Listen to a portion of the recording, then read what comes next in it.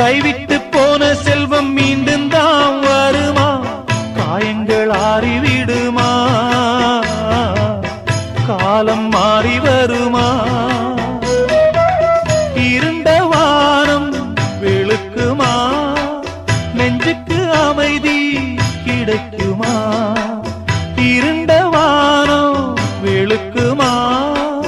நெஞ்சுக்கு அமைதி கிடைக்குமா? அம்மாடி என்ன செய்ய மன்னிக்கணும், என்னத்தான் யார்கிட்ட சொல்லி அழுவேன்?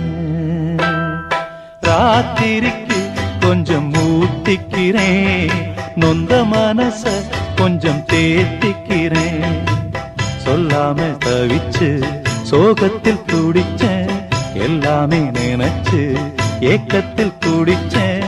நெஞ்சுக்குள் நானே அழுகிறேன் ராத்திரிக்கு.